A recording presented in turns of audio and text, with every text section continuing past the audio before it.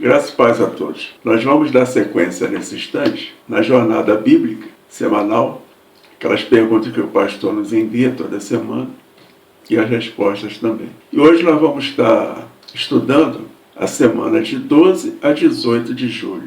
Então a primeira pergunta está em 2 Crônicas. Nós vamos dar hoje sequência no livro de 2 Crônicas. E a primeira pergunta diz assim: por que Ezequias quis fazer uma aliança com o Senhor? E a resposta está em 2 Crônicas 29:10. Agora me tem vindo ao coração que façamos uma aliança com o Senhor Deus de Israel, para que se desvie de nós o ardor da sua ira. Tudo começa aqui no reconhecimento do horror, do cativeiro, da morte e do desprezo que Deus enviou a seu povo. Isso foi como consequência deles terem abandonado o Senhor. Quando você vira as costas para Deus, as consequências são terríveis. Não foi só lá no Velho Testamento, isso acontece hoje. Você tem que sempre se lembrar disso. O Senhor já disse: melhor ser frio do que morno. Quando você já está na presença de Deus e você vira as costas, as consequências são muito piores para aqueles que nunca estiveram lá. Porque você já esteve lá, você já sabe quem é esse Deus, você já conhece esse Deus. E em 2 Crônicas 29:8 diz assim: por isso veio grande ira do Senhor sobre Judá e Jerusalém, e os entregou à perturbação, à assolação e ao escárnio, como vós estáis vendo com os vossos olhos. E o 9: porque eis que nossos pais caíram à espada, e nossos filhos e nossas filhas, e nossas mulheres, por isso tiveram em cativeiro. Foi morte e prisão, só sofrimento ali. Porque não tem outro caminho para o povo. O povo ali de Israel tinha feito uma aliança com Deus e virado as costas. Eles tinham que voltar para Deus, cumprir os mandamentos de Deus ali, cumprir aquilo que tinha sido acordado entre o povo e Deus. E eles não quiseram isso. Por isso sobreveio tanto sofrimento, tanta dor. E hoje é assim também, não tem outro caminho. As palavras ali do Novo Testamento, eles nos convidam a todo instante para que a gente faça uma aliança de paz com Deus, assim, mediante a pessoa de Cristo, não é isso? Então a iniciativa dessa aliança com Deus, ele partiu do próprio Deus, Deus enviou Jesus aqui para essa terra, para esse mundo, para através do sangue de Jesus, ali o sangue derramado de Jesus, ser feita essa aliança, não é isso? E essa aliança, através do seu Filho, era o que nos afastaria da ira de Deus, porque a ira de Deus está sobre esse mundo, e vai vir dias terríveis ainda para esse mundo, porque a sentença de Deus para esse mundo é a destruição total. E só através de uma aliança com Jesus, através de Jesus, que nós vamos poder escapar disso aí. Então é uma questão até de inteligência, você se voltar para o Senhor Deus. Amém?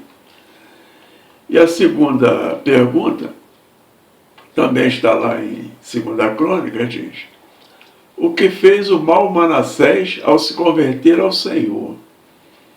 E a resposta está em 2 Crônicas 33, do 12 ao 16. E ele, angustiado, orou deveras ao Senhor seu Deus, e humilhou-se muito perante o Deus de seus pais. Então a gente viu lá, o mau Manassés, ele orou, ele se prostrou e se humilhou diante de Deus. No 13 fala assim: e fez-lhe oração, e Deus se aplacou para com ele, e ouviu a sua súplica, e tornou a trazê-lo a Jerusalém, ao seu reino. Então conheceu Manassés que o Senhor era Deus. E depois disto edificou o muro de fora da cidade de Davi, ao ocidente de Giom, no vale, e à entrada da porta do peixe, e ao redor de Ofel, e o levantou muito alto.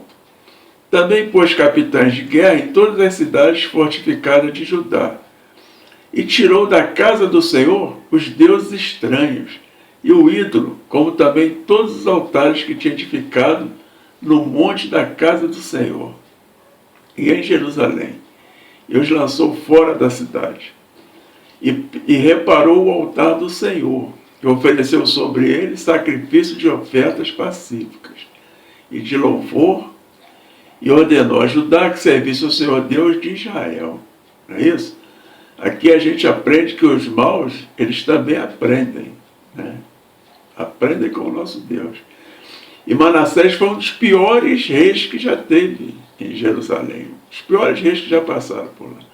Ele fez coisas horríveis, terríveis, né? Ele chegou ao ponto de queimar os próprios filhos ali no Vale de Inom. E acabou sendo preso ali com ganchos, grilhões, cadeias, né? Algemas, né? E foi levado ali para a Babilônia. Então ali, naquela angústia, né, do cativeiro ali, ele suplicou a Deus. E se converteu a Deus, né? E essa conversão dele é realizada assim, com atitudes marcantes, né? Ele orou, ele se humilhou, né? E depois que ele teve ali a vida dele restaurada, né? E Deus o trouxe de volta para a sua terra, ele continuou tendo aquelas atitudes da conversão dele, né? Ele construiu muros altos, né, para proteger Jerusalém, a cidade santa, né? Tirou ali da casa do Senhor os deuses estranhos, os ídolos, os altares para esses deuses, né? E jogou tudo fora, não é isso? Ele restaurou o altar do Senhor, né? Ofereceu sacrifícios ali, né, de ofertas pacíficas. E ordenou que toda Judá servisse ao Senhor. Então isso só nos mostra que por mais terrível que tenha sido a sua vida, as suas atitudes, né, a maneira que você viveu, você ainda pode se voltar para Deus e Ele vai te perdoar. Mas você tem que fazer como Manassés. Você tem que orar pedindo isso para Deus, né, se humilhar, tá, e se voltar para Deus, né. Ter um reconhecimento genuíno, né, de que você era um pecador e que você precisa e depende do perdão de Deus. E só Deus, né, pode te perdoar seus pecados, não é isso? Não importa o tamanho do pecado que você tenha cometido.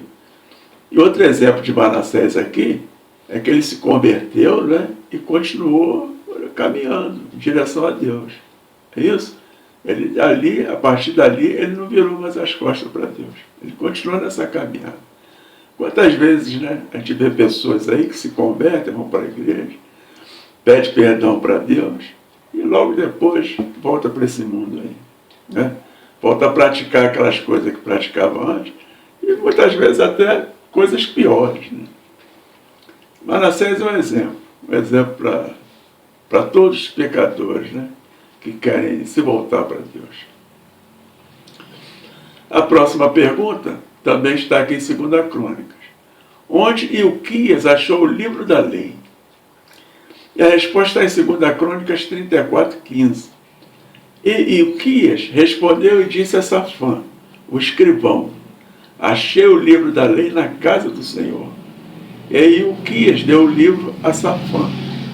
Esse era o livro com as leis e com a aliança de Deus, para com ali o povo, né?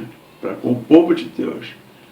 Mas por causa daquele afastamento de Deus, né, o livro foi esquecido. O livro ficou abandonado lá, né?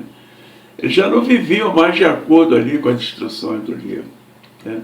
E não viviam mais em função do livro, da palavra de Deus. Por isso que o povo foi para cativeiro, né?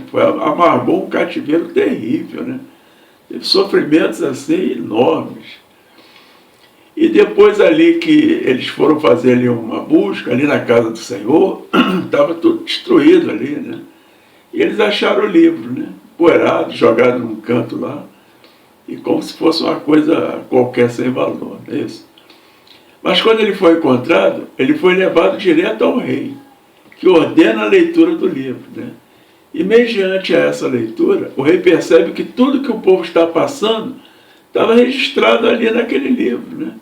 E quando ele toma conhecimento daquilo que está escrito ali, está dizendo ali, ele toma-se decisões muito importantes, né? Ele também não fica parado, é isso? Então ele restaura, né, de novo ali a adoração a Deus, né? Eles voltam de novo para Deus, né? Então, hoje em dia acontece exatamente isso. Exatamente isso. O livro de Deus, a Bíblia, a palavra de Deus fica num canto, jogada, esquecida, empoeirada ali, pegando poeira, né? E um belo dia a gente encontra aquele livro, vai ler aquele livro e você vê que todas as respostas, né, para suas dúvidas, né, estão ali registradas ali.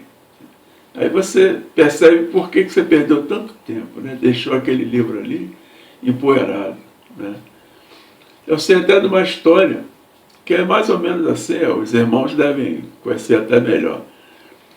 Que um pastor visitando uma casa, né, de uma família, e eles se diziam assim muito fervorosos, né, na fé.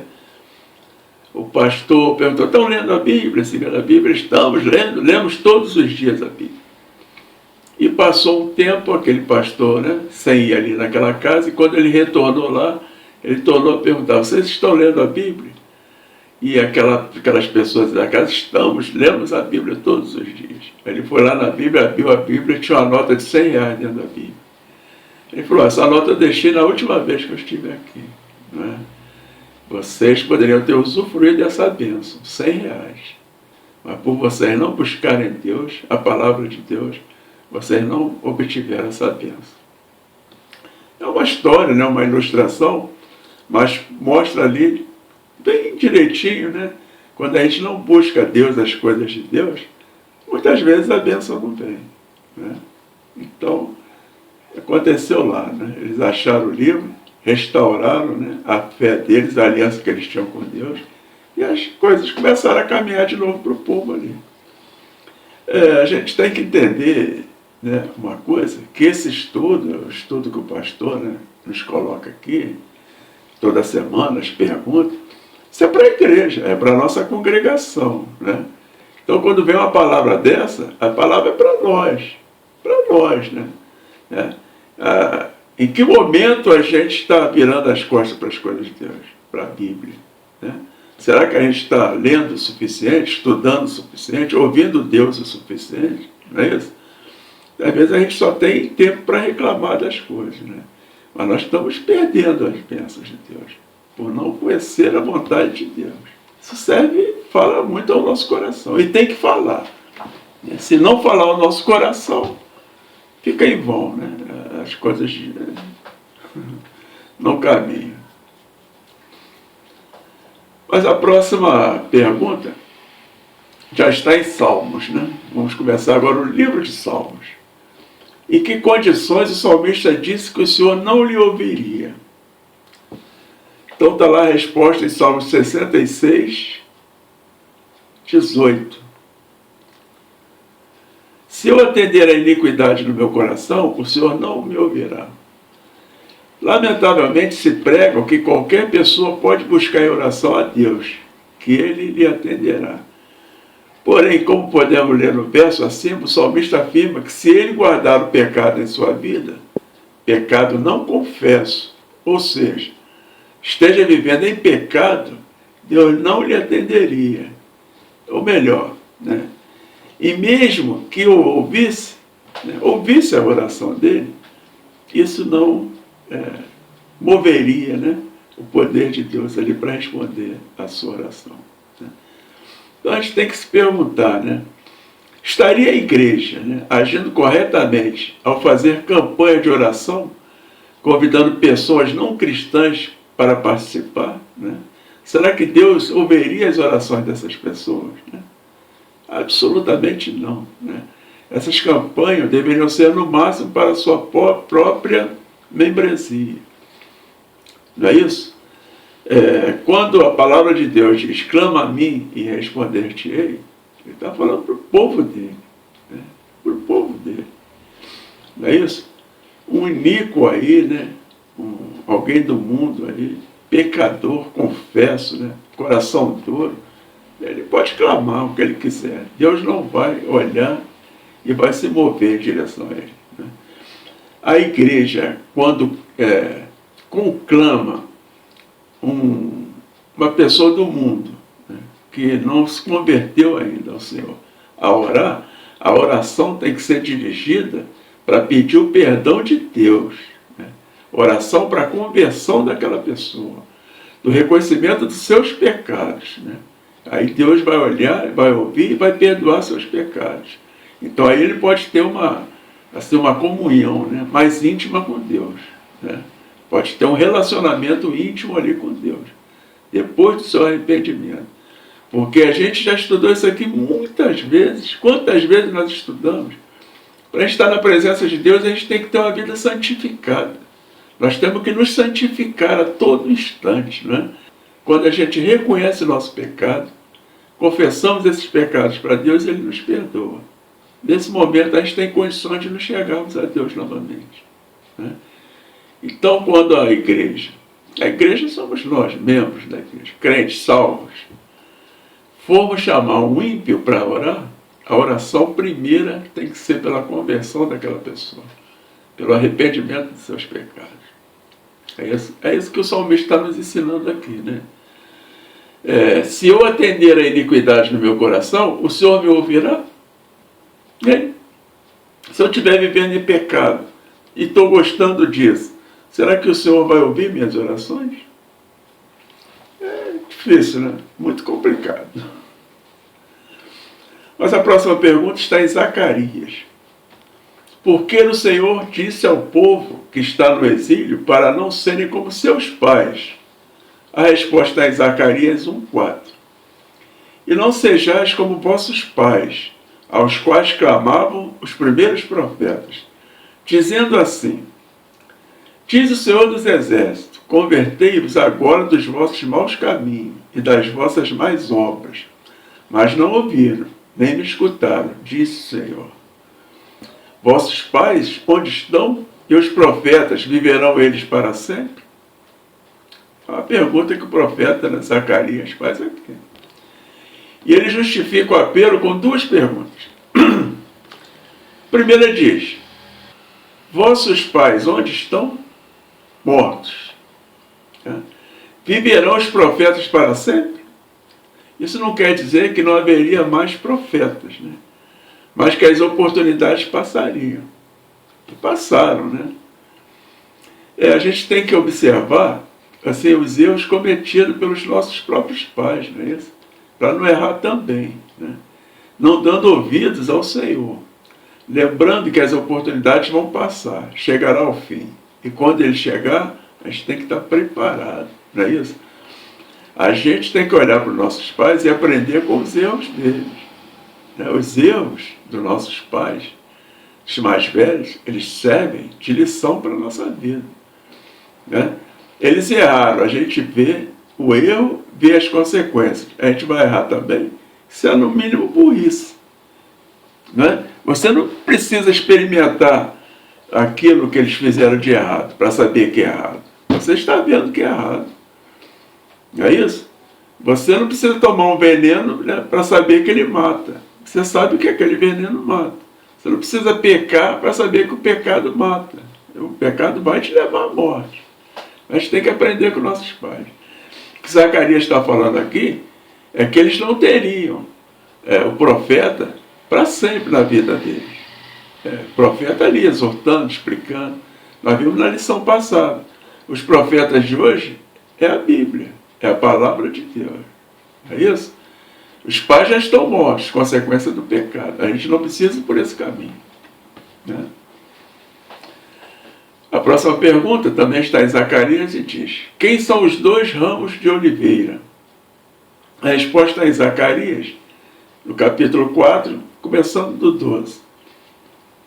E respondendo-lhe outra vez, disse: que são aqueles dois ramos de oliveira que estão junto aos dois tubos de ouro e que vertem de si azeite dourado?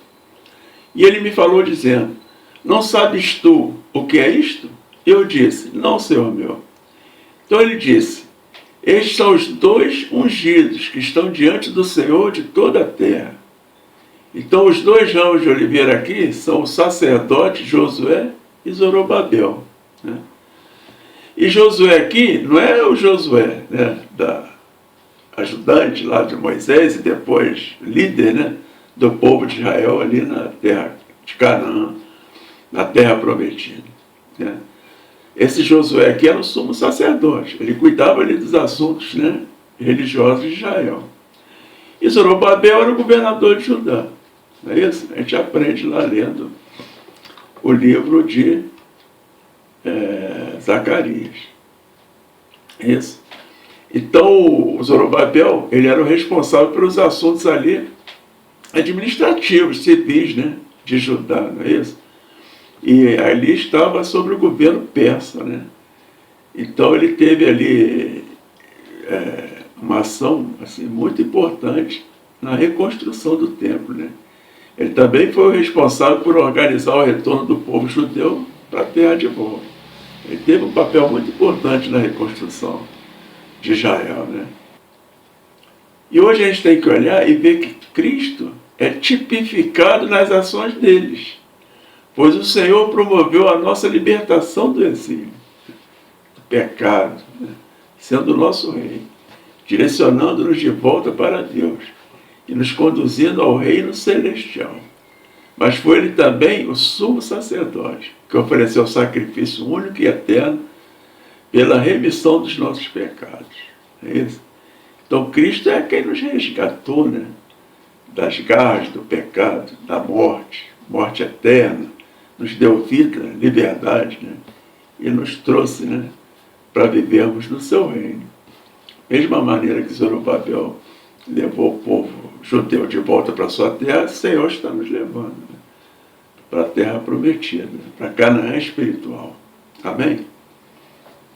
Então a próxima pergunta, a última pergunta, também está em Zacarias, e diz assim: por que as outras nações diriam aos judeus que iriam com eles? Então a resposta é em Zacarias 8, 22 e 23. Assim, muitos povos e poderosas nações virão buscar o Senhor dos Exércitos em Jerusalém e suplicar a bênção do Senhor. Assim diz o Senhor dos Exércitos: naquele dia sucederá que 10 homens de nações de todas as línguas pegarão na barra das roupas de um judeu, dizendo: iremos convosco porque temos ouvido que Deus está convosco. É isso? Então aqui os povos da terra, né, de 10 nações, eles vão reconhecer, né, que Deus é verdadeiro, que Ele está à frente do povo de Israel, né? Eles virão buscar, né? Então todo aquele que invocar o nome do Senhor será salvo. E essa busca é pela fé individual, né? Isso é pessoal nosso, né? Porque em Romanos 10, 13 já diz: todo aquele que invocar o nome do Senhor será salvo. Em segundo lugar, tem ali as bênçãos do Senhor, né? E o que seria essa bênção, né? O que Raabe e os gibeonitas fizeram, né? Está lá em Gálatas 3. Deus justificou pela fé os gentios. Todas as nações serão benditas em ti. E no 14 diz: por Jesus, a bênção de Abraão chegou aos gentios. Gálatas 8 e Gálatas 14, que eu estou lendo. Agora o 26. Agora todos são filhos pela fé em Cristo Jesus, né? Então lá em Josué 2, 10, 11 e 13, né, fala assim: temos ouvido o que Deus de vocês fez, secando as águas do mar, e o que fez com os reis dos amorreus, Seom e Og. Dareis a vidas a meu pai, minha mãe e a mim. Isso Raabe dizendo, né, falando. Gibeonitas, né, está lá em Josué 9, 9, 10 e 24. Ouvimos a fama do Senhor teu Deus, tudo que fez no Egito e aos reis dos amorreus, Seom e Og.